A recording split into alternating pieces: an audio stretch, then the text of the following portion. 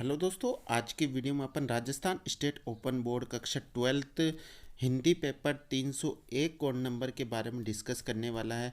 दोस्तों 31 मई को जो एग्ज़ाम होने वाला है आपका हिंदी का 301 कोड नंबर का, उसका पेपर पैटर्न किस तरह का रहने वाला है, किस तरह के आपके क्वेश्चन पूछे जाएंगे, कैसा पेपर पैटर्न रहेगा, इस वीडियो में अपन कंप्लीट जानेंगे। तो दोस्तों वीडियो के लास्ट तक ज़रूर बने रहिए। हमारे चैनल पर नए हो तो सब्सक्राइब कर दीजिए, बेल आइकन को प्रेस कर दीजिए ताकि आने वाली जो भी वीडियो है उसका नोटिफिकेशन आप तक पहुंच जाए।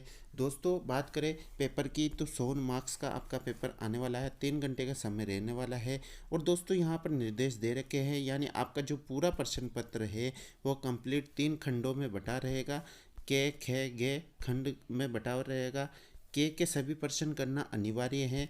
और खंड खे और गे की बात कर, खंड खे और गे में से केवल एक खंड के आपको उत्तर देने हैं, यानी या तो खे भाग के आप उत्तर दे सकते हो या गे भाग के उत्तर दे सकते हो। अब दोस्तों बात कर लेते हैं यहाँ पर आगे कि किस तरह के क्वेश्चन आपके पूछे जाने वाले हैं, किस तरह के क्वेश्चन ज़्यादा पूछे जाएंगे कि आपको उसी तरह से तैयारी करनी है ताकि हिंदी में से आपके 100 में से अच्छे मार्क्स बन सके। अब दोस्तों यहाँ पर बात करें तो फर्स्ट क्वेश्चन यहाँ पर दे रखा है, गद्यांश में से किसी एक की सप्रसंग व्याख्या करनी है, यानी आपको अथवा में गद्यांश दिया जाएगा, उसकी सप्रसंग व्याख्या करनी है। अब आप या तो इस पैराग्राफ का सप्रसंग व्याख्या कर लो या सेकंड वाले पैराग्राफ का सप्रसंग व्याख्या कर लो।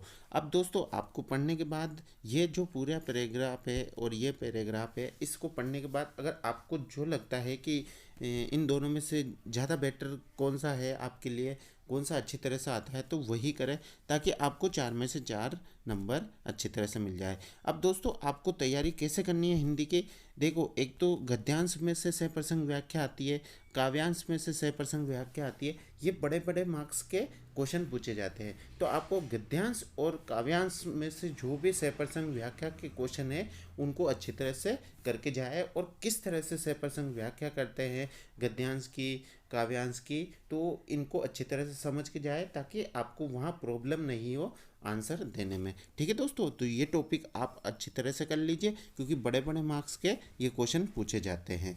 अब दोस्तों सेकंड क्वेश्चन की तरफ चलते हैं कि किस तरह के क्वेश्चन पूछे जाएंगे। दोस्तों सेकंड क्वेश्चन की बात करते हैं तो यहाँ पर कुछ क्वेश्चन दे रखे हैं, इनमें से आपको 2 के आंसर देने हैं। ठीक है दोस्तों, तो ये आपके जो पाठ्य पुस्तक के चैप्टर है उनमें से दिए गए हैं। ठीक है दोस्तों, अब दोस्तों अगले क्वेश्चन में भी वापस आपको क्वेश्चन पूछा गया है, उसका आंसर देना है।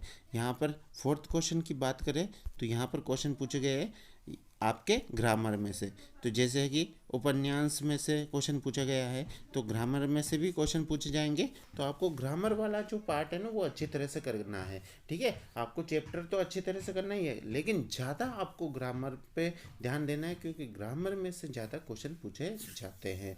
ठीक है दोस्तों, अब यहाँ पर बात करें तो काव्यांश की सप्रसंग व्याख्या करनी है, यानी आपके काव्यांश की सप्रसंग व्याख्या भी आपके 4 नंबर की, जैसे मैंने पहले ही बोला था गद्यांश और काव्यांश में से सप्रसंग व्याख्या के क्वेश्चन पूछे जाते हैं, तो आपको इनको अच्छी तरह से करके जाना है क्योंकि 4 4 8 नंबर के क्वेश्चन पूछे जाते हैं। अथवा वाले क्वेश्चन आएंगे, इनमें दोनों में से एक करना है। ठीक है दोस्तों, इसके बाद दोस्तों बात कर लेते हैं आगे आपके पाठ्य पुस्तक में से क्वेश्चन पूछे जाएंगे, यानी चैप्टर में से क्वेश्चन पूछे जाएंगे।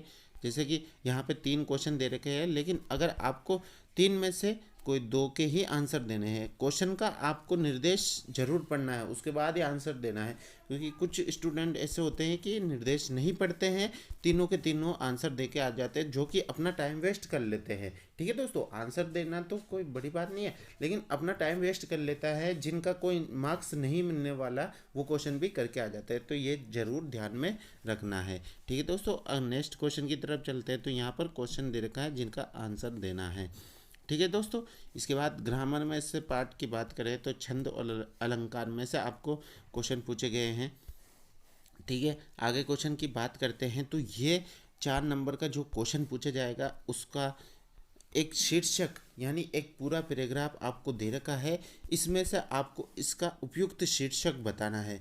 ये जो पूरा पैराग्राफ है इसका एक शीर्षक क्या है, ये पैराग्राफ किस शीर्षक के ऊपर है, तो यह आपको ढूंढना है। ठीक है दोस्तों, तो ये 4 नंबर का क्वेश्चन है, बहुत ही इजी क्वेश्चन है। इस तरह के क्वेश्चन भी आपके पूछे जाएंगे, तो आपको इस तरह की भी तैयारी करके जानी है। ठीक है दोस्तों, इसके बाद निबंध का क्वेश्चन पूछा जाएगा, निबंध में से भी क्वेश्चन पूछा जाएगा।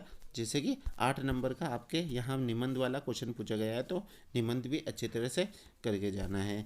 ठीक है दोस्तों, क्योंकि अच्छे मार्क्स लाने के लिए आपको ग्रामर वाले जो क्वेश्चन हैं वो अच्छी तरह से करने हैं। ठीक है दोस्तों, अब यहाँ पर क्वेश्चन आंसर दे रखे हैं जिनके आंसर लिखने हैं। इसके बाद दोस्तों यहाँ पर फिर काव्यांश दे रखा है आपको कि जिनको पढ़कर आपके प्रश्नों के उत्तर देना है। तो यहाँ पे ये काव्यांश का पैराग्राफ दे रखा है और यहाँ पर आपको क्वेश्चन दे रखे हैं।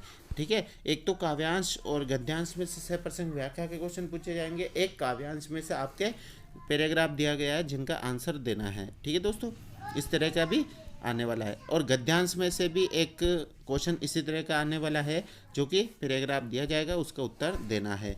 तो ये हिंदी का जो पेपर है वो इस तरह से बनने वाला है। तो दोस्तों आपको इसी तरह से तैयारी करनी है।